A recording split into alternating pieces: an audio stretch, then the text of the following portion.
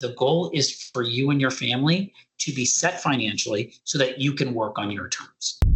As someone who's highly successful in private practice, what's the best financial advice you received?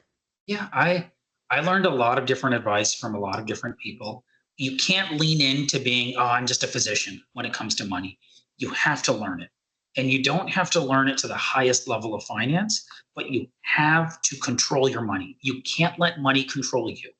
It's to get to a point of independence where you can practice medicine at the highest level, independent of financial pressures. So I have learned to get control in chaos, right? So I learned to take my paycheck and vector money towards directions that can help me attain my career and personal goals. That's great. So how do you usually divide your paychecks? Yeah, I learned that the process of gaining wealth, it's not you buy this one stock and all of a sudden you're a multimillionaire. It's slow, deliberate, careful actions. And you have to take slow, deliberate risks. So I take my paycheck and I know what my monthly burn rate is. I know how much is going to go towards my expenses, everything that to maintain my current costs, property tax, all of this stuff.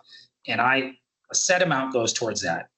Everything else at the end of the month, I zero balance budget, goes to the brokerage account. And it either sits, if I'm looking at a real estate property I want to invest in, I'll put it in a money market that right now is collecting around 4%. I typically put it in the municipal bond index funds because those are tax-free. But if I'm looking for an investment. Otherwise, I put it towards S&P 500 or single stocks, and I concentrate risk on, if I'm going to play the game of stocks, that's a high beta or high standard deviation investment, I pick a few, right? But it took years and years of this before I could even see any traction. And so after almost a decade plus of doing this, now I can see the point of this is why I put my head down. Otherwise, I wanted the luxury items just like everyone else, but delaying that gratification and focusing on building something bigger has paid off, but it takes a lot of time. I think people say discipline is one of the most important things, and you just have to compound your wealth and be disciplined about your approach. So you're a perfect example of that. I think you become the chief medical officer just 8 years after finishing fellowship.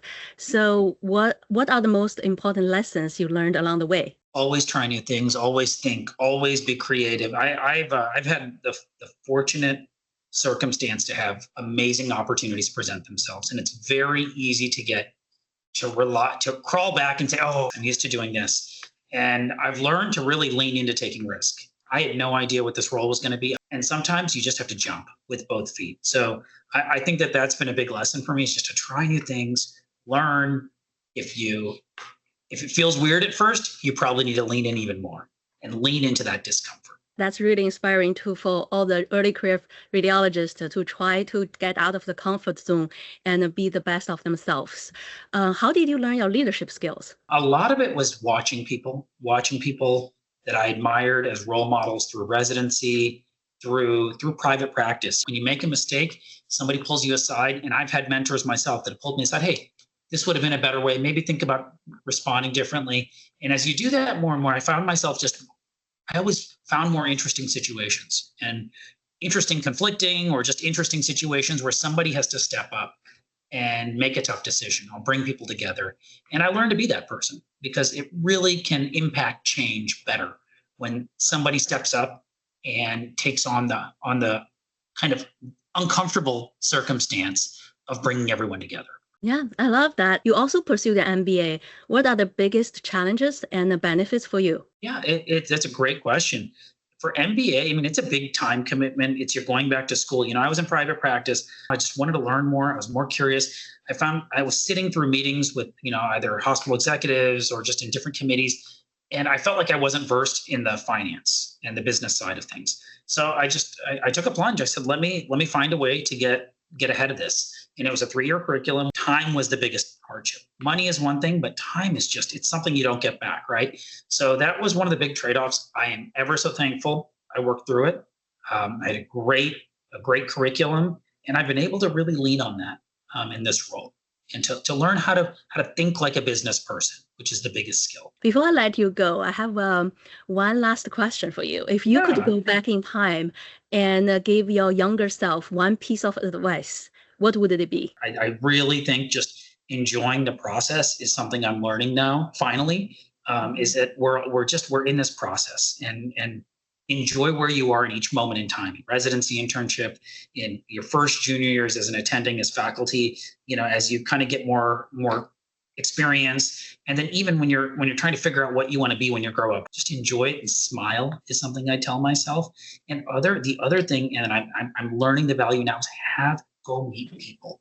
And so branch out, meet people, have conversations, hear people's challenges, give advice, seek advice, have the conversations. It makes work and life so much more interesting when you just drop your guard and get out there a little bit. So that's something I would have told myself, 10, 15 years ago. Yeah, I love that. I actually talked to a sport coach the other day, and they were like, when they have the kids doing sports, it's more like building characters, enjoy the process, not for the quick wins, but to have them have the resilience and the persistence and go through the world.